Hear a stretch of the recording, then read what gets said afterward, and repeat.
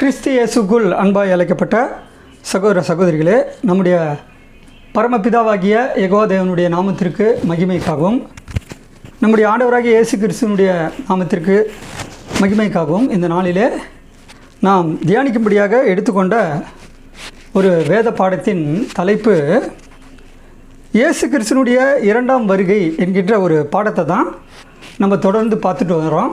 அதில் இப்போ நம்ம பார்க்குற ஒரு சப்ஜெக்ட் என்னென்னா, எத்தனாவது சப்ஜெக்ட்? நாலாவது பாடம். இந்த பாடத்தினுடைய தலைப்பு என்ன அப்படின்னா, பரோஷியா. இதற்கு ஆதாரமாக வாசிக்க வேண்டிய வசனமானது மத்தேயு அதிகாரம் 24 வசனம் 3. பின்பு அவர் ஒலிவ மலையின் மேல் உட்கார்ந்திருக்கையில் சீசர்கள் அவரிடத்தில் தனித்து வந்து, இவைகள் எப்பொழுது சம்பவிக்கும்? உம்முடைய வருகைக்கும் உலகத்தின் முடிவுக்கும் அடையாளம் என்ன? எங்களுக்கு சொல்ல வேண்டும் என்றார்கள். அன்பான சகோதர சகோதரிகளே, இப்போ நம்ம ஆல்ரெடி இரண்டாம் வருகை பற்றி ஒரு 3 சப்ஜெக்டை நம்ம பார்த்துட்டோம். இயேசு கிறிஸ்துனுடைய வருகை எப்போ வந்தது அப்படின்னா, மத்தேயு 25 அதிகாரம் 6வது வசனத்தில் நடு ராத்திரியிலே இதோ மணவாளன் அப்படின்னா ஆல்ரெடி இயேசு கிறிஸ்து இரண்டாம் வருகை வந்துவிட்டார் என்று தான் நம்முடைய பரிசுத்த வேதாகமம் எடுத்து நமக்கு காண்பிக்கிறது. அது மாத்திரமல்லாமல் இயேசு கிறிஸ்து இரண்டாம் வருகை வந்துவிட்டார் என்று ஒரு சில சபையார் நம்புகிறாங்க இல்லையா? Bible student, Jehovah witness, layman home missionary movement, இன்னும் சில சபைகள். இப்படிப்பட்ட சபைகளில் இயேசு கிறிஸ்துனுடைய இரண்டாம் வருகை வந்துவிட்டது என்று சரியானபடி வேதத்தை ஆராய்ந்து பார்த்து அவர்களுடைய நம்பிக்கை இப்படி காணப்படுகிறது. அப்படின்னா பரிசுத்த வேதாகமத்தை பொறுத்த வரைக்கும் இயேசு கிறிஸ்து இரண்டாம் வருகை வந்துவிட்டார் என்று தான் வேதம் சொல்லுது. சரி, ஓகே. இன்றைக்கி நம்ம பார்க்குற இந்த பாடத்தோட தலைப்பு பரோஷியா அப்படின்னா என்ன? இப்போ சீசர்கள் இயேசு கிறிஸ்துவ இடத்துல கேட்குறாங்க இல்லையா, உம்முடைய வருகைக்கும், அந்த வருகை அப்படின்னு இருக்கு இல்லையா, அதனுடைய மூல வார்த்தை தான் பரோஷியா, அதாவது கிரேக்க வார்த்தை. இந்த பரோஷியா என்கின்ற கிரேக்க வார்த்தையை தான் ப்ரெசன்ஸ் என்று அநேக இன்டர்லீனியர் பைபிளில் மொழிபெயர்த்திருக்காங்க. இதை குறித்து நம்ம முதல் வீடியோவிலே பார்த்தோம். ஆனாலும் மேக்சிமம் ஆங்கில மொழிபெயர்ப்பு வேதாகமத்தில் கம்மிங் என்று மொழிபெயர்த்திருக்காங்க. சரி, இப்போ நம்ம பாடத்துக்கு போகலாம். இந்த வருகை அப்படின்னு இருக்கு இல்லையா, இந்த வருகை அப்படிங்கிறது ஒரு வேர்டு, ஒரு வார்த்தை. வருகை அப்படின்னா என்ன? வருகை, இப்போ இயேசு கிறிஸ்து இரண்டாம் வருகை இன்னும் வரவில்லை என்று தான் அநேக கிறிஸ்தவர்கள் நம்புகிறாங்க இல்லையா? ஏன் அப்படின்னா, இந்த வருகை என்கின்ற வார்த்தையை சரியாக புரிஞ்சிக்கல. சரி, அப்போ அந்த வருகை அப்படின்னா என்ன? வருகை, இப்போ உதாரணத்திற்கு நேற்று அதாவது உங்கள் வீட்டுக்கு ஒரு பர்சன் வராங்க. அந்த பர்சன் நேற்று வந்தார் அப்படின்னா அதை நம்ம எப்படி சொல்லலாம்? நேற்று சகோதரனுடைய வருகை நன்றாக இருந்தது அப்படின்னு சொல்லுவோம். இது என்ன காலம் அப்படின்னா, இறந்த காலம். ஏன்னா இந்த வருகை என்கின்ற வார்த்தை 3 காலத்திலும் பயன்படுத்தக்கூடிய ஒரு வார்த்தை தான் இந்த வருகை. 3 காலத்திலும் அதை யூஸ் பண்ணலாம். அப்போ நேற்று நம்ம வீட்டுக்கு ஒருத்தவங்க வந்திருக்காங்க அப்படின்னா, நேற்று ஒரு சகோதரனுடைய வருகை, இவருடைய வருகை மிகவும் நன்றாக இருந்தது அப்படின்னு சொல்லலாம். அதே அந்த சகோதரன் இன்றைக்கு வராங்க அப்படின்னா எப்படி சொல்லலாம்? சகோதரனுடைய வருகை இந்த நாளிலே மிகவும் நன்றாக இருக்கிறது. அதே அவர் நாளைக்கு வராரு அப்படின்னா எப்படி சொல்லலாம்? சகோதரனுடைய வருகை நாளைக்கு இருக்கும் என்று எதிர்பார்க்கிறோம். இப்படிலாம் நம்ம பேச்சு வழக்கில் சொல்கிறோம். அப்படின்னா இந்த வருகை என்கின்ற அந்த வார்த்தை 3 காலத்திலும் நம்ம பயன்படுத்தலாம். 3 காலத்திலும் இதை பயன்படுத்தலாம். சரி, இந்த இடத்துல சீசர்கள் எந்த அடிப்படையில் அவங்க கேட்குறாங்க? ஏன்னா இப்போ அநேகருடைய நம்பிக்கை எப்படி இருக்குது அப்படின்னா, இயேசு கிறிஸ்து இரண்டாம் வருகை இன்னும் வரவில்லை, அவர் இனிமே தான் அவர் வரப்போகிறாரு அப்படின்னா, இயேசு கிறிஸ்து இன்னும் வரல, அப்படி அவர் வர்றதுக்கு முன்னாடி அடையாளங்கள் தோன்றும் அப்படின்னு நினைக்கிறார்கள். ஆனால் இந்த வசனத்தில் வருகைக்கு முன்பு அடையாளம் தோன்றும் அப்படின்னா இருக்குது, வருகைக்கு தான் அடையாளத்தை கேட்குறாங்க. அதே நேரத்தில் இந்த வருகை, இயேசு கிறிஸ்துவனுடைய இரண்டாம் வருகை அப்படின்னு இருக்கு இல்லையா, இதை தான் நம்முடைய பரிசுத்த வேதாகமம் எப்படி சொல்லுது அப்படின்னா, கிறிஸ்துவோட நாள், கிறிஸ்துவின் நாள். பிலிப்பியர்லாம் நம்ம படிக்கிறோம் கிறிஸ்துவின் நாள் அப்படின்னா, கிறிஸ்துவின் நாள் என்பது என்ன? கிறிஸ்துவனுடைய இரண்டாம் வருகை. அன்பான சகோதர சகோதரிகளே, அது அப்படின்னா அவருடைய வருகை என்றால் என்ன?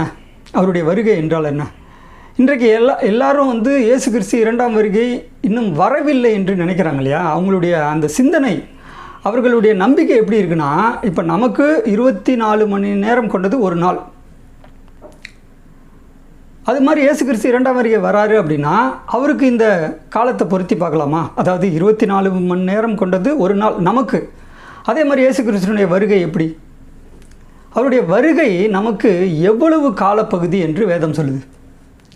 சொல்லுங்கள். அவருடைய வருகை எவ்வளவு காலப்பகுதி என்று நம்முடைய பரிசுத்த வேதாகமும் சொல்கிறது. இதை குறித்ததான ஒரு வசனத்தை தான் நம்ம முதல் வீடியோவிலே நம்ம படித்தோம். என்ன வசனம்? 2 பேதுரு அதிகாரம் 3 வசனம் 8வது வசனத்தை வாசிக்க கேட்போம். 2 பேதுரு அதிகாரம் 3 வசனம் 8.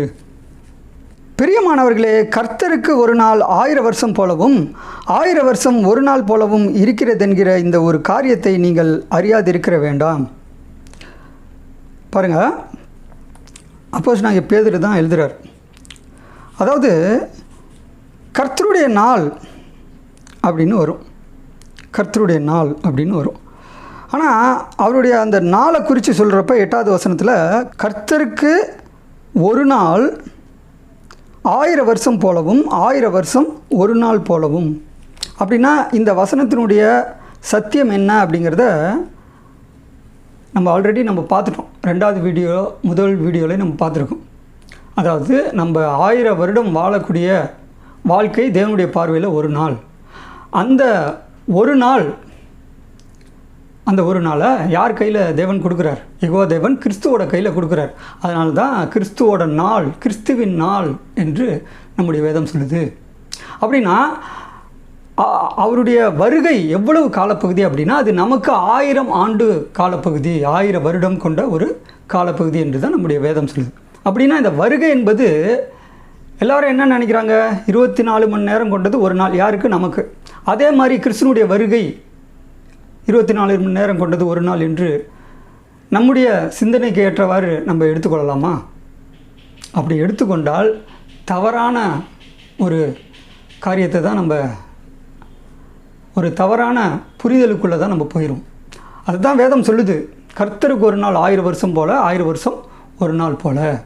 அப்படின்னா அந்த ஒரு நாளை கிறிஸ்துவுக்கு தந்திருக்காரு. அதுதான் கிறிஸ்துவனுடைய நாள், கிறிஸ்துவனுடைய இரண்டாம் வருகை என்று வேதம் சொல்லுது. அப்படின்னா இயேசு கிறிஸ்துவனுடைய வருகை நமக்கு காலப்பகுதியாக இல்லையா?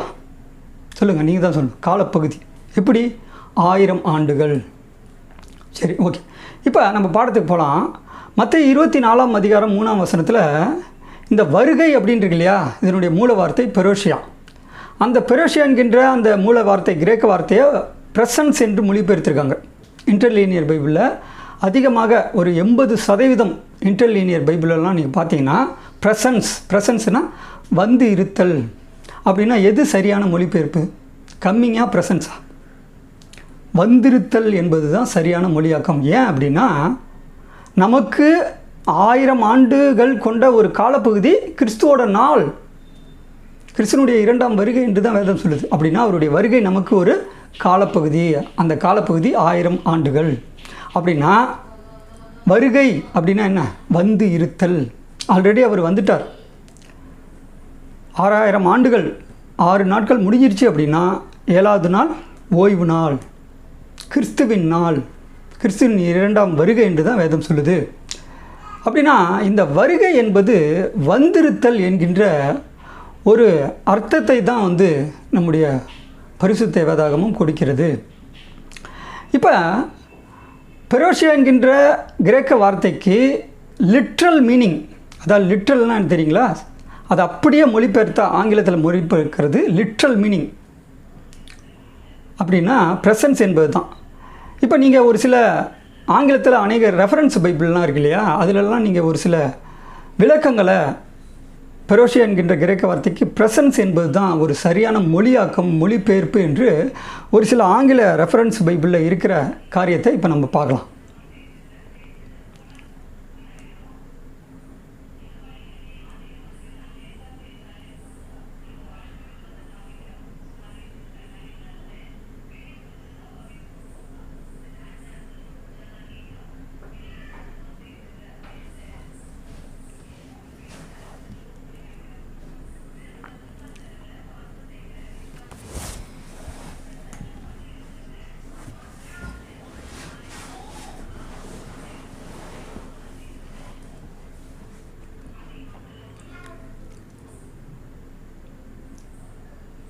அன்பான சகோதர சகோதரிகளே, இப்போ பார்த்த ஒரு சில ஆங்கில மொழிபெயர்ப்பு, அதாவது ரெஃபரன்ஸ் பைபிள்லாம் பெரோஷியா என்கின்ற கிரேக்க வார்த்தைக்கு ப்ரெசன்ஸ் என்பது தான் ஒரு சரியான ஒரு மொழிபெயர்ப்பு என்று நம்ம பார்த்தோம். அப்படின்னா ப்ரெசன்ஸ்னால் வந்திருத்தல், அப்படின்னா அவருடைய இரண்டாம் வருகை, வந்திருத்தல் நமக்கு 1000 ஆண்டுகள் கொண்ட ஒரு காலப்பகுதி. சரி, இப்போ இந்த பெரோஷியா என்கின்ற அந்த கிரேக்க வார்த்தை வந்து நம்ம பரிசுத்த வேதாகமத்தை பொறுத்த வரைக்கும் எத்தனை டைம் இருக்குது அப்படின்னா, எத்தனை தடவை இருக்குது அப்படின்னா 24 தடவை 24 டைம்ஸ் வருது புதிய ஏற்பாட்டில். புதிய ஏற்பாட்டில் 24 இடங்களில் பெரோஷியா என்கின்ற அந்த கிரேக்க வார்த்தை வருகிறது. அந்த வார்த்தையை தான் ஆங்கிலத்தில் ப்ரெசன்ஸ் என்றும் கம்மிங் என்றும் மொழிபெயர்த்திருக்காங்க. அதை தான் வந்து தமிழில் வருகை, வரும்போது, வருகையில், வருவார், இப்படியெல்லாம் தமிழில் மொழிபெயர்த்திருக்காங்க. இப்போ இதில் இயேசு கிறிஸ்துனுடைய இரண்டாம் வருகையை பற்றி சொல்லப்பட்ட வசனங்களில் ஒரு 18 அல்லது 19 வசனங்கள் இந்த பெரோஷியா என்கின்ற கிரேக்க வார்த்தையை பயன்படுத்தியிருக்காங்க, யூஸ் பண்ணியிருக்காங்க.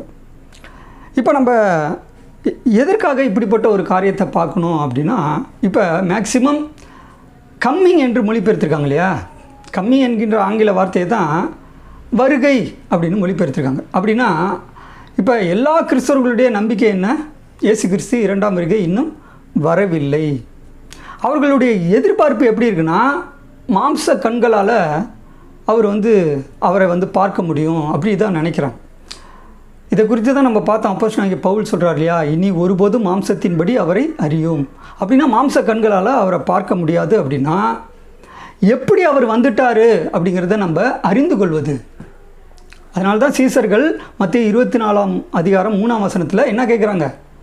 அடையாளம், அறிகுறியை கேட்குறாங்க. நீங்கள் வந்துட்டீங்க அப்படின்னா என்ன அடையாளம்? அந்த வந்துட்டீங்க அப்படிங்கிறத தூய தமிழில் வந்து இருத்தல், ஆங்கிலத்தை ப்ரெசன்ஸ். நீங்கள் வந்துட்டீங்க அப்படின்னா என்ன அடையாளம்? அந்த அடையாளத்தை தான் 6ஆம் வசனத்தில் சொல்கிறார். யுத்தங்களையும் செய்திகளை கேள்விப்படுவீர்கள். யுத்தங்கள் இதெல்லாம் நம்ம முதல் வீடியோவில் நம்ம பார்த்துட்டோம். First world war, second world war, இப்படிப்பட்ட அடையாளங்கள் எல்லாம் காணப்படுகிறது. அப்படின்னா அவர் இரண்டாம் வருகை வந்துவிட்டார். கால கணக்கின் அடிப்படையில், பைபிளுடைய கால கணக்கின் அடிப்படையில் அவர் வந்துட்டார் என்பதை நிரூபிக்க முடியும். அதே நேரத்தில் அடையாளங்கள் மூலமாக இயேசு கிறிஸ்து இரண்டாம் வருகை வந்துவிட்டார் என்பதை அறிந்து கொள்ள முடியும். அன்பான சகோதர சகோதரிகளே, அப்படின்னா இயேசு கிறிஸ்துனுடைய இரண்டாம் வருகையை பற்றி பெரோஷியா என்கின்ற அந்த கிரேக்க வார்த்தை 24 டைம் வருது இல்லையா, அதில் இயேசு கிறிஸ்துவனுடைய இரண்டாம் வருகைக்கே ஒரு 18-19 வசனங்கள் வரும். ஆனால் சில வசனங்கள் மனிதர்களுக்கு வரும். அது எந்தெந்த வசனங்கள் அப்படிங்கிறத நம்ம பார்க்கலாம். 1 கொரிந்தியர் அதிகாரம் 16 வசனம் 17. ஸ்தேவான், பொர்துனாத்து, அகாயுக்கு என்பவர்கள் வந்ததற்காக சந்தோஷமாக இருக்கிறேன். நீங்கள் எனக்கு செய்ய வேண்டியதாக இருந்ததை அவர்கள் செய்திருக்கிறார்கள். அன்பான சகோதர சகோதரிகளே, இப்போ நம்ம பாடம் என்ன தலைப்பு? பெரோஷியானா வந்திருத்தல். இப்போ வருகை அப்படின்னு இருக்கிறனால அநேகர் என்ன நினைக்கிறாங்க? அவர் இனிமேல் தான் வருவார் அப்படின்னு நினைக்கிறாங்க. ஆனால் பெரோஷியா அப்படின்னா ப்ரெசன்ஸ், வந்து இருத்தல். இப்போ பாருங்கள் 3 பர்சன், ஸ்தேவான், பொர்துனாத்து, அகாயுக்கு என்பவர்கள் வந்ததற்காக அப்படின்ட்டு இல்லையா, அந்த இடத்துல வந்ததற்காக அப்படின்னு தமிழ் மொழிபெயர்ப்பில் இருக்குது. வந்ததற்காக அப்படின்னு இருக்கு இல்லையா, இதை ஆங்கிலத்தில் எப்படி மொழிபெயர்த்திருக்காங்க? ப்ரெசன்ஸ். மேக்சிமம் இன்டர்லீனியர் பைபிளில் ப்ரெசன்ஸ் என்று தான் மொழிபெயர்த்திருக்காங்க, அந்த வந்ததற்காக என்கின்ற அந்த வேர்டு, அந்த வார்த்தையை. அதே நேரத்தில் ஒரு சில இன்டர்லீனியர் பைபிளில் கம்மிங் என்று மொழிபெயர்த்திருக்காங்க. அதே ஆங்கிலத்தில் மேக்சிமம் கம்மிங் என்று மொழிபெயர்த்திருக்காங்க. இதனால் ஒரு பெரிய குழப்பம். என்ன ஒரு குழப்பம் அப்படின்னா, அவர் இன்னும் வரல, இயேசு கிறிஸ்து இரண்டாம் வருகை இன்னும் வரல அப்படிங்கிறாங்க. அப்படின்னா அந்த பெரோஷியா என்கின்ற அந்த கிரேக்க வார்த்தைக்கு என்ன அர்த்தம்? ப்ரெசன்ஸ் என்பது தான். எப்படி சொல்கிறோம்? இந்த இடத்துல வந்ததற்காக அந்த 3 பர்சன், ஸ்தேவான், பொர்துனாத்து, அகாயுக்கு என்பவர்கள் வந்ததற்காக அப்படின்ட்டு இல்லையா. ஆல்ரெடி உதாரணத்துக்கு நேற்று உங்கள் வீட்டுக்கு ஒருத்தவங்க வராங்க. நீங்கள் சொல்கிறீங்க, நீங்கள் வந்ததற்காக நன்றி அப்படின்னு சொல்கிறீங்க. அப்படின்னா அந்த வந்ததற்காக அப்படிங்கிற அந்த வார்த்தையை எப்படி, அந்த மூல வார்த்தை எப்படி இருக்குது? பெரோஷியா அப்படின்னா என்ன வார்த்தை? சரியான வார்த்தை அப்படின்னா ப்ரெசன்ஸ், வந்திருத்தல். மேலும் ஒரு சில வசனங்களை நாம் வாசிக்கலாம். 2 கொரிந்தியர் அதிகாரம் 7 வசனம் 6, 7. ஆகிலும் சிறுமைப்பட்டவர்களுக்கு ஆறுதல் செய்கிற தேவன் தீத்து வந்ததினாலே எங்களுக்கு ஆறுதல் செய்தார். அவன் வந்ததினாலே மாத்திரமல்ல. பாருங்கள், இந்த இடத்துல சிறுமைப்பட்டவர்களுக்கு ஆறுதல் செய்கிற தேவன் தீத்து, டைட்டஸ், வந்ததினாலே எங்களுக்கு, அந்த வந்ததினாலே என்கின்ற அந்த வார்த்தை இருக்கு இல்லையா, அதனுடைய மூல வார்த்தை எப்படி இருக்குன்னா பெரோஷியா என்கின்ற கிரேக்க வார்த்தை. அப்படின்னா ஆல்ரெடி ஒருத்தர் வந்துட்டார் அப்படின்னா அதை எப்படி சொல்லலாம்? ப்ரெசன்ஸ். அந்த ப்ரெசன்ஸ் என்கின்ற வார்த்தையினுடைய மூல வார்த்தை தான் பெரோஷியா. அப்படின்னா சீசர்கள் கேட்குறது எப்படின்னா, மத்திய 24ஆம் அதிகாரம் 3ஆம் வசனத்தில் நீங்கள் வந்துட்டீங்க அப்படின்னா என்ன அடையாளம், அப்படி தான் கேட்குறாங்க. வருகை என்று இருக்கிறனால அநேகர் இன்னும் அவர் வரல, அவர் இனிமே தான் வருவார் என்று நினைக்கிறார்கள். அது தவறு. நீங்கள் வந்துட்டீங்க அப்படின்னா என்ன அடையாளம், இதை தான் சீசர்கள் கேட்குறாங்க. அந்த அடையாளங்கள் தோன்றுகிறது. அந்த அடையாளத்தின் மூலம் இயேசு கிறிஸ்து 2ஆம் வருகை வந்துவிட்டார் என்று தான் வேதம் சொல்லுது. மேலும் ஒரு சில காரியங்களை நம்ம தியானிக்கலாம். இப்போ வந்திருத்தல் அப்படின்னா ப்ரெசன்ஸ். இதை உறுதிப்படுத்தும் விதத்தில் ஒரு முக்கியமான ஒரு ஆராய்ச்சிக்குள்ளே நம்ம போகலாம். எப்படின்னா, இப்போ தமிழ் மொழிபெயர்ப்பில், இப்போ நம்ம வச்சுருக்கிற இந்த தமிழ் மொழிபெயர்ப்பில் 2 கொரிந்தியர் 7ஆம் அதிகாரம் 7ஆம் வசனத்தில் அவன் வந்ததினாலே மாத்திரமல்ல அப்படின்ட்டு இல்லையா. இதே நீங்கள் திருவிவிலியம், ஆர்சி பைபிள், ராஜரீக மொழிபெயர்ப்பு, இப்படி அநேக தமிழ் மொழிபெயர்ப்பில் இந்த வசனத்தில் எப்படி இருக்குன்னா வாசிக்கலாம். இப்போ திருவிவிலியத்தில் இந்த வசனத்தை வாசிக்கலாம். தாழ்ந்தோருக்கு ஆறுதல் அளிக்கும் கடவுள் தீத்து வரவால் எங்களுக்கு ஆறுதல் அளித்தார், அவரது வருகையால் மட்டுமல்ல அப்படின்னு இருக்கும். பாருங்கள், நம்ம தமிழ் மொழிபெயர்ப்பில் எப்படி இருக்குது? வந்ததினாலே அப்படின்னு இருக்குது. திருவிவிலியத்தில் வருகையால். அப்படின்னா வருகை அப்படின்னா என்ன? ஆல்ரெடி ஒருத்தவங்க அவங்க வீட்டுக்கு வந்துட்டாங்க அப்படின்னா அதை எப்படி சொல்லலாம்? வருகை என்று சொல்லலாம். அப்படின்னா இயேசு கிறிஸ்துவிட்ட சீசர்கள் உங்களுடைய வருகைன்னு கேட்குறாங்க இல்லையா, அப்படின்னா என்ன அர்த்தம்? வந்து இருத்தல், ப்ரெசன்ஸ். இதே இந்த வசனத்தை ஆர்சி பைபிளில் படிக்கும் பொழுது, தாழ்மை உள்ளவர்களுக்கு ஆறுதல் அளிக்கும் கடவுள் தீத்து வருகையால் எங்களுக்கு ஆறுதல் அளித்தார், அவருடைய வருகையால் மட்டுமின்றி அப்படின்னு வரும். பாருங்கள், இந்த இடத்துல வருகையால் அப்படின்னா வருகைன்னு என்ன? இதே வசனம் பவர் மொழிபெயர்ப்பில் எப்படி இருக்குது? வந்ததற்காக. அப்படின்னா இந்த வருகை என்கின்ற அந்த வார்த்தையும் வந்திருத்தல் என்கின்ற வார்த்தையும் ஒரே அர்த்தத்தை தான் கொடுக்கும். ராஜரீக மொழிபெயர்ப்பில் இந்த வசனம் எப்படி இருக்குன்னா, ஆனால் சிறுமையுற்றோருக்கு ஆறுதல் அளிக்கும் கடவுள் தீத்துவின் வருகையால் எங்களுக்கு ஆறுதல் அளித்தார், தீத்துவினுடைய வருகையால் மட்டுமன்றி அப்படின்னு வரும். அப்படின்னா இந்த வருகை அப்படின்னா அவர் இனிமே தான் வருவார் அப்படின்னு அநேகர் நினைக்கிறாங்க இல்லையா, அது தவறு. வருகைன்னு என்ன அர்த்தம்? வந்து இருத்தல். அதுக்கு உதாரணத்துக்கு தான் இந்த 2 வசனத்தை நம்ம பார்த்தோம். அதே நேரத்தில் சீசர்கள் உங்களுடைய வந்திருத்தலுக்கும் உலகத்தின் இந்த யுகத்தின் முடிவுக்கும் அடையாளம் என்ன அப்படின்னு கேட்குறாங்க இல்லையா. அப்படின்னா அவர் வந்து இருக்கிறார். பாருங்கள், அந்த இருக்கிறார், வந்து இருக்கிறார், ப்ரெசன்ஸ், வந்து இருக்கிறார். இப்போ நம்ம ஸ்கூலுக்கு போன காலத்தில் கிளாஸில் வகுப்பு ஆசிரியர் எப்படி சொல்லுவாங்க? நீங்கள் ஸ்கூலில் கிளாஸில் இருக்கீங்கன்னா எப்படி கேட்பாங்க? ப்ரெசண்ட். அதுக்கு எப்படி சொல்லுவோம்? ப்ரெசண்ட் அப்படின்னு சொல்லுவோம். ப்ரெசண்ட்னா என்ன?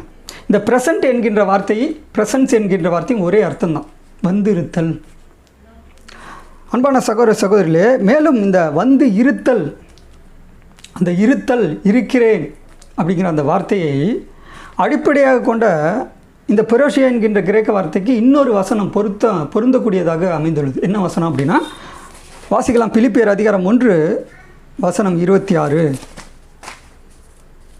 உங்கள் விசுவாசத்தின் வர்த்தனைக்காகவும் சந்தோஷத்துக்காகவும் நான் பிழைத்து உங்கள் அனைவரோடும் கூட இருப்பேன் என்று அறிந்திருக்கிறேன். பாருங்கள், அந்த இடத்துல இருப்பேன் என்று அப்படின்ட்டு இல்லையா, இதனுடைய மூல வார்த்தை பெரோஷியா.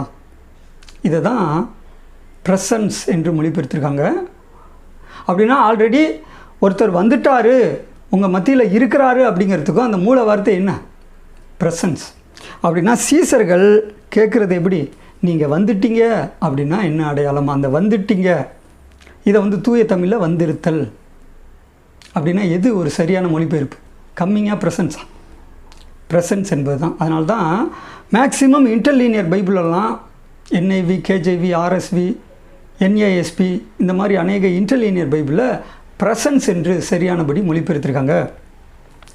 சரி, இப்போ மேலும் இப்படிப்பட்ட ஒரு காரியத்தை நம்ம உறுதிப்படுத்தும் விதத்தில் இந்த பெரோஷியா அப்படின்னு 24 டைம் வருது இல்லையா, அது எந்தெந்த வசனம், அந்த வசனத்தை நம்ம எப்படி படிக்கணும், அதில் என்ன ஒரு சத்தியம் அடங்கியிருக்கு அப்படின்னா இப்போ நம்ம ஒவ்வொன்றாக வாசிக்கலாம்.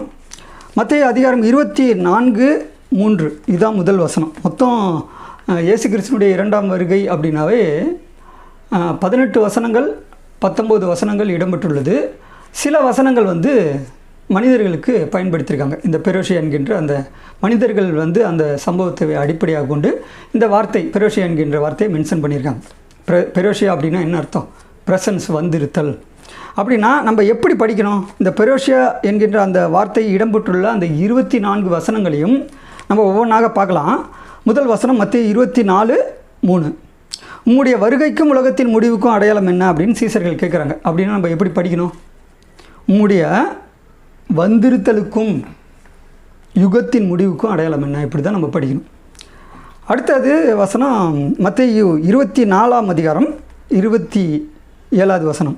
மின்னல் கிழக்கிலிருந்து தோன்றி மேற்கு வரைக்கும் பிரகாசிக்கிறது போல மனுஷகுமாரனுடைய வருகையும் இருக்கும் அப்படின்னு இருக்கு இல்லையா. அந்த இடத்துல வருகை, தமிழில் வருகை, ஆங்கிலத்தில் ப்ரெசன்ஸ். இன்டர்லீனியர் பைபிள்லாம் அநேக எப்படி மொழிபெயர்த்திருக்காங்க? ப்ரெசன்ஸ். அநேக இன்டர்லீனியர் பைபிள் ப்ரெசன்ஸ், அதனுடைய மூல வார்த்தை பெரோஷியா. அப்படின்னு நம்ம எப்படி படிக்கணும் அப்படின்னா, மின்னல் கிழக்கிலிருந்து தோன்றி மேற்கு வரைக்கும் பிரகாசிக்கிறது போல மனுஷகுமாரனுடைய வந்திருத்தல் இருக்கும். வந்து இருத்தல் இருக்கும். ஏன் வந்து இருத்தல் இருக்கும்? இதனால தான் 2 பேர் 3ஆம் அதிகாரம் 8வது வசனத்தில் கர்த்தருக்கு யெகோவாதேவனுக்கு ஒரு நாள் 1000 வருஷம் போல, 1000 வருஷம் ஒரு நாள் போல. அப்படின்னா நமக்கு 1000 ஆண்டுகள் கொண்ட காலப்பகுதி கிறிஸ்துவோட நாள், கிறிஸ்துவனுடைய 2ஆம் வருகை, வந்திருத்தல் என்று தான் வேதம் சொல்லுது. சரி, அடுத்த வசனம் நம்ம வாசிக்கலாம். மத்தேயு அதிகாரம் 24 வசனம் 37. நோவாவின் காலத்தில் எப்படி நடந்ததோ அப்படியே மனுஷகுமாரன் வரும் காலத்திலும் நடக்கும். அந்த வரும் காலம் இதனுடைய மூல வார்த்தை பெரோஷியா. அப்படின்னா நம்ம எப்படி படிக்கணும்? வந்திருக்கும் காலத்திலும் நடக்கும். இப்படி தான் நம்ம படிக்கணும். அப்படின்னா நோவாவோட காலத்தில் என்ன நடந்ததோ அதே போல் மனுஷகுமாரன் யார்? இயேசு கிறிஸ்து 2ஆம் வருகை வந்திருக்கும் இந்த காலத்தில் நடக்கிறது. இதெல்லாம் ஒரு மிகப்பெரிய அடையாளங்கள், அறிகுறிகள். இந்த அடையாளங்கள் மூலம் இயேசு கிறிஸ்து 2ஆம் வருகை வந்து விட்டார் என்று தான் வேதம் சொல்லுது. மேலும் வாசிக்கலாம். மத்தேயு அதிகாரம் 24 வசனம் 39. ஜலப்பிரளயம் அனைவரையும் வாரிக்கொண்டு போக மட்டும் உணராதிருந்தார்கள். அப்படியே மனுஷகுமாரன் வரும் காலத்திலும் நடக்கும். அப்படின்னா என்ன? வந்திருக்கும் காலத்திலும் நடக்கும் அப்படின்னு தான் நம்ம படிக்கணும். அடுத்த வசனம் 1 கொரிந்தியர் அதிகாரம் 15 வசனம் 23. அவனவன் தன் தன் வரிசையிலே உயிர்ப்பிக்கப்படுவான். முதற் பலனானவர் கிறிஸ்து, பின்பு அவர் வருகையில் அவருடையவர்கள் உயிர்ப்பிக்கப்படுவார்கள் அப்படின்னு இருக்கு இல்லையா. அவர் வருகையில் அப்படின்னா எப்படி இருக்குது? மூல வார்த்தை பெரோஷியா. பெரோஷியானா ப்ரெசன்ஸ். அவர் வந்திருக்கையில் அவருடையவர்கள் உயிர்ப்பிக்கப்படுவார்கள். அவனவன் தன் தன் வரிசையிலே உயிர்ப்பிக்கப்படுவான். ஏன்னா இயேசு கிறிஸ்து 2ஆம் வருகை வந்துட்டார் அப்படின்னா ஆல்ரெடி அவர் வந்தது எப்போ? 6 நாட்கள் 6000 வருடம் முடிஞ்சிருச்சு அப்படின்னா 7வது நாள் ஓய்வு நாள். அது கிறிஸ்துவோட நாள், கிறிஸ்துவனுடைய 2ஆம் வந்திருத்தல். 1874 பைபிளுடைய கால கணக்கின் அடிப்படையில் சொல்கிறது. இதை தான் நம்ம போன வீடியோவில் நம்ம பார்த்தோம். அப்படின்னா இப்போ நம்ம எதுக்காக ஓடிட்டுருக்கோம் அப்படிங்கிறத 1 தெசலோனிக்கேயர் அதிகாரம் 4 வசனம் 16, 17 பின்பு உயிரோடு இருக்கும் நாமும் அப்படின்னு இருக்கும். அப்போ நம்ம எதுக்காக ஓடிட்டுருக்கோன்னா பின்பு உயிரோடு இருக்கும் நாமும் வகுப்பார் தான் இப்போ நம்ம கடைசி கால பாத அங்கங்கள். ஆல்ரெடி இயேசு கிறிஸ்து 1874 வந்துட்டார் அப்படின்னா மரித்த பரிசுத்தவான்கள் இப்போ கிறிஸ்துவோடு இருக்கிறாங்க. அப்போ நம்ம எதுக்காக ஓடிட்டுருக்கோம் அப்படின்னா அதை தான் பின்பு உயிரோடு இருக்கிற நாமும் அப்படின்னு இருக்குது. சரி, இப்போ அடுத்த வசனத்தை நம்ம பார்க்கலாம். 1 தெசலோனிக்கேயர் அதிகாரம் 2 வசனம் 19.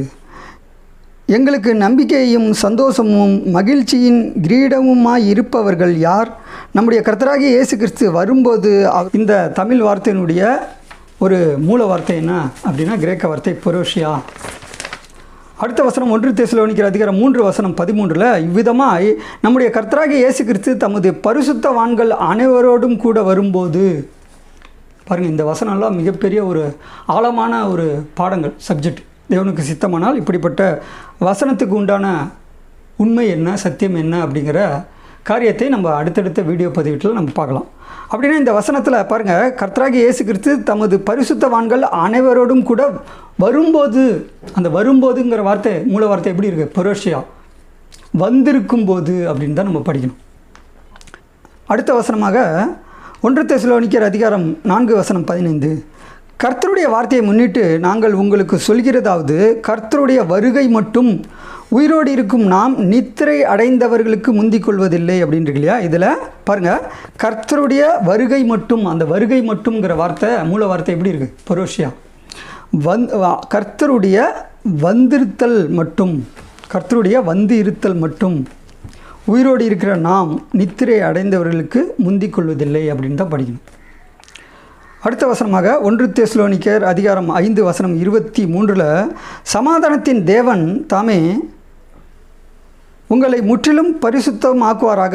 உங்கள் ஆவி ஆத்மா சரீரம் முழுவதும் நம்முடைய கர்த்தராகிய இயேசு கிறிஸ்து வரும்போது குற்றமற்றதாக இருக்கும்படி காக்கப்படுவதாக அப்படின்னு இருக்கு. பாருங்கள், இந்த இடத்துல வரும்போது, கர்த்தராகிய இயேசு கிறிஸ்து வரும்போதுன்னு இருக்கு இல்லையா? இதனுடைய மூல வார்த்தை பொரோஷியா. அப்படின்னா என்ன அர்த்தம்? எப்படி படிக்கணும்? கர்த்தராகிய இயேசு கிறிஸ்து வந்திருக்கும் போது அப்படின்னு தான் நம்ம படிக்கணும்.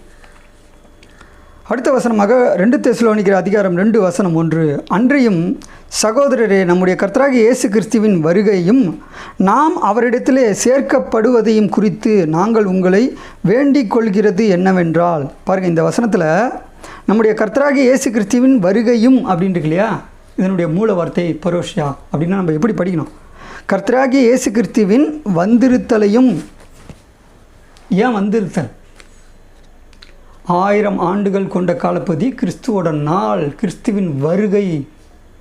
2 பேதுரு அதிகாரம் 3:8 நம்ம ஞாபகப்படுத்தி கொள்ள வேண்டும். ஏனென்றால் தேவனுடைய திட்டத்தின் அடிப்படையில் தான் இந்த வசனத்தினுடைய உண்மையான அர்த்தம் என்ன என்பதை நம்ம பார்த்தா தான் அவருடைய வருகை, அவருடைய வந்திருத்தல் என்பது என்ன அப்படிங்கிற ஒரு சத்தியம் நமக்கு தெரிய வரும்.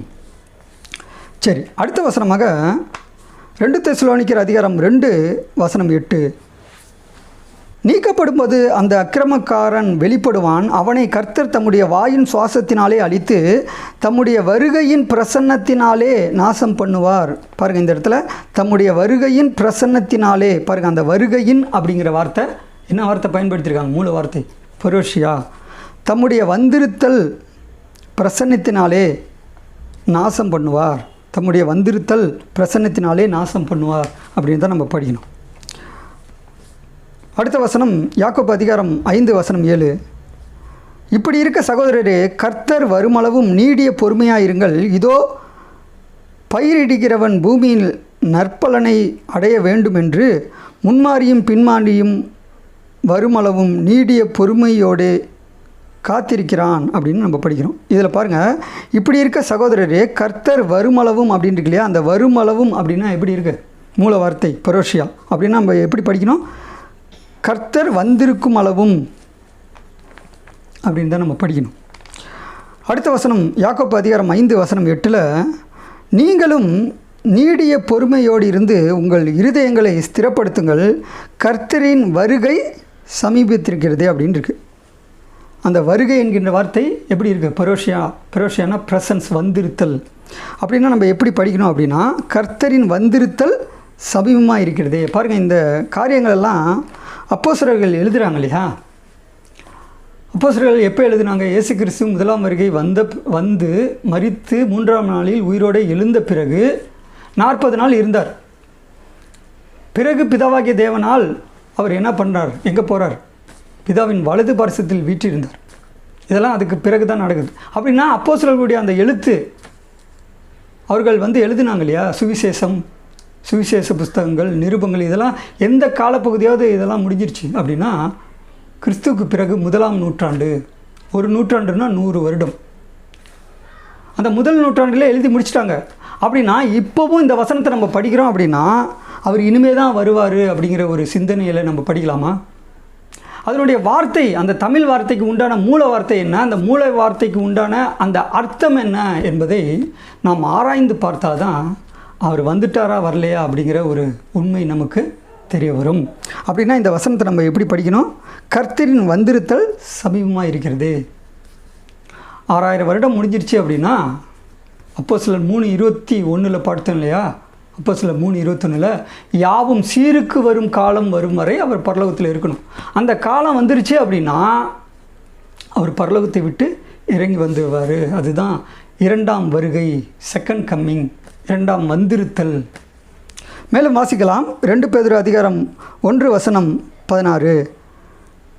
நாங்கள் தந்திரமான கட்டுக்கதைகளை பின்பற்றினவர்களாக அல்ல, அவருடைய மகத்துவத்தையும் கண்ணார கண்டவர்களாகவே நம்முடைய கர்த்தராகிய இயேசு கிறிஸ்துவின் வல்லமையும் வருகையும் உங்களுக்கு அறிவித்தோம். பாருங்கள், இந்த இடத்துல கர்த்தராகிய இயேசு கிறிஸ்துவின் வல்லமையும் வருகையும் அப்படின்ட்டு இல்லையா?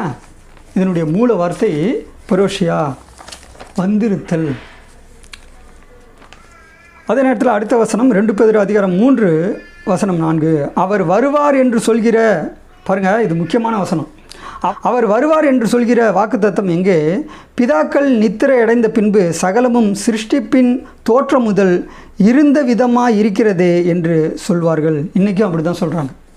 இயேசு கிறிஸ்து 2ஆம் வருகை வந்துட்டார் அப்படின்னா சிருஷ்டிப்பிலேருந்து எப்படி இருந்ததோ, இந்த உலகம் எப்படி இருந்ததோ அதே மாதிரி தானே இருக்குது. அப்படி இருக்கப்போ எப்படி அவர் வந்துட்டாருன்னு சொல்கிறீங்க? இப்படி ஒரு அவநம்பிக்கை காணப்படுகிறது.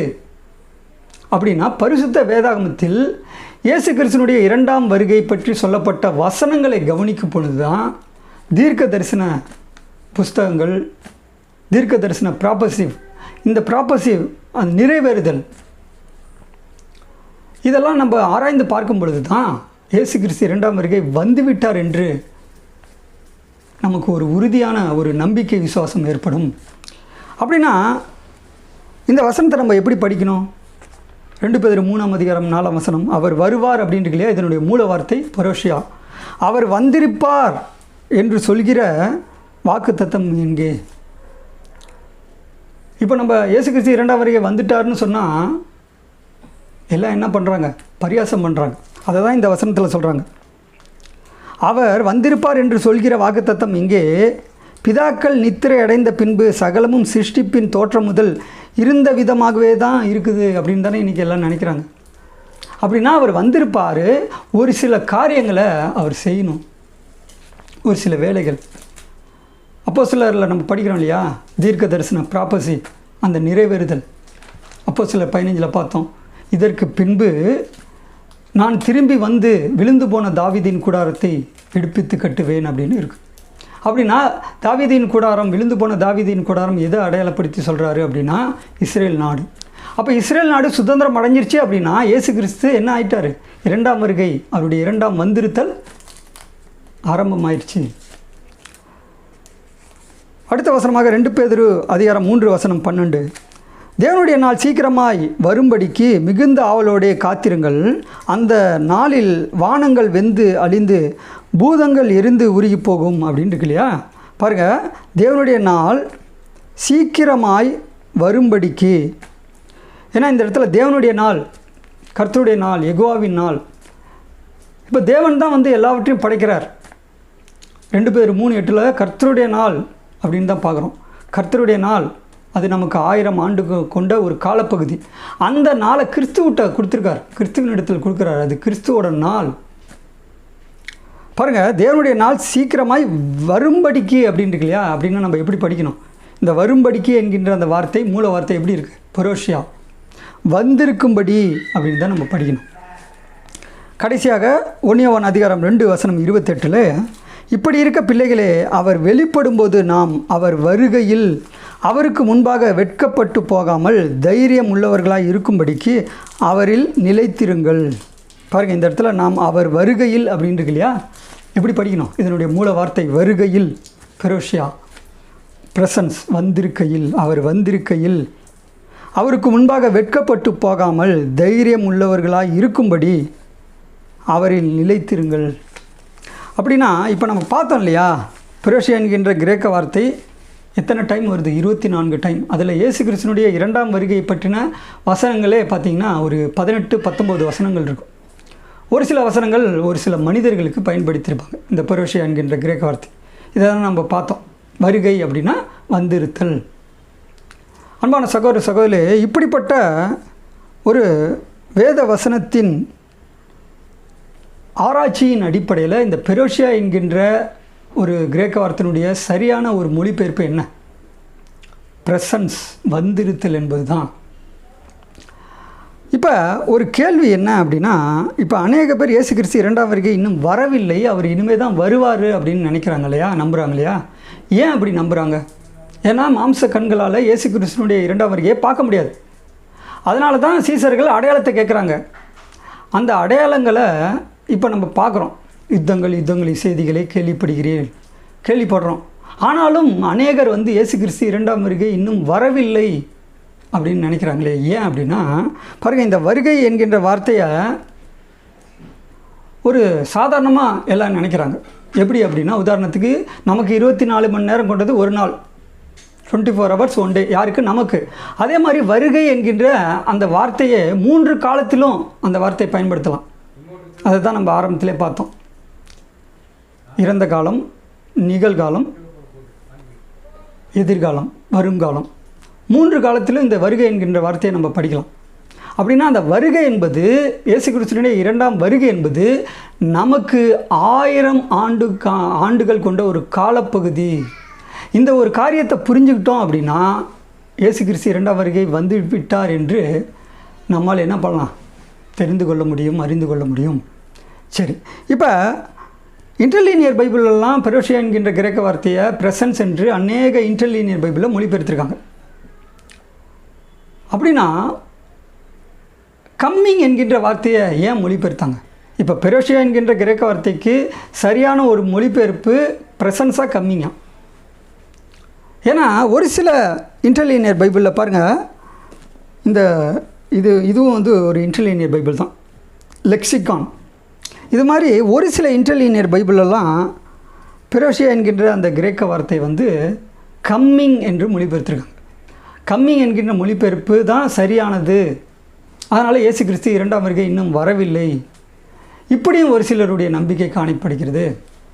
இப்போ கம்மிங் என்கின்ற வார்த்தை இது இந்த வார்த்தை என்ன மீனிங்? கம்மிங் அப்படின்னா என்ன? வருகிறது, வந்து கொண்டிருக்கிறார் அப்படின்னு அர்த்தம். அப்படின்னா சீசர்கள் எப்படி கேட்குறாங்க? நீங்கள் வந்து கொண்டு இருப்பதற்கு அடையாளம் என்ன? இப்படியா கேட்டாங்க? அப்படின்னா இந்த கம்மிங் என்கின்ற அந்த வேர்டு இருக்கு இல்லையா, அந்த வேர்டு அந்த வார்த்தை என்ன டென்ஸில் இருக்குது? ப்ரெசண்ட் கண்டினியூஸ் டென்ஸ் அப்படின்னு சொல்லுவோம். Present continuous tense. ஐஎன்ஜி சேர்த்தாவே இப்போ நடந்துகிட்ருக்க ஒரு காரியத்தை தான் அந்த ஐஎன்ஜிங்கிற வார்த்தையை சேர்ப்பாங்க. அப்படின்னா கம்மிங் அப்படின்னா என்ன? இந்த கம்மிங் என்கின்ற அந்த வேர்டு எந்த வாக்கியத்தில் எப்படிப்பட்ட ஒரு புரிதலை தருது அப்படிங்கிறத நம்ம பார்க்கணும். அப்படி பார்த்து அந்த வசனங்கள் எந்த அர்த்தத்தை கொடுக்குது அப்படிங்கிறத புரிந்து கொண்டால் மட்டும்தான் இந்த இயேசு கிறிஸ்துவினுடைய 2ஆம் வருகை பற்றின அநேக காரியங்கள் நமக்கு தெரிய வரும். அப்படின்னா கம்மிங் அப்படின்னா என்ன? கம்மிங் ஏன்னா கம்மி என்று மொழிபெயர்த்தனால இயேசு கிறிஸ்து 2ஆம் வருகை இன்னும் வரவில்லை, அவர் இனிமே தான் வருவார் என்கின்ற ஒரு நம்பிக்கைக்குள்ளாக இருக்கிறார்கள். அப்படின்னா கம்மிங் அப்படின்னா என்ன?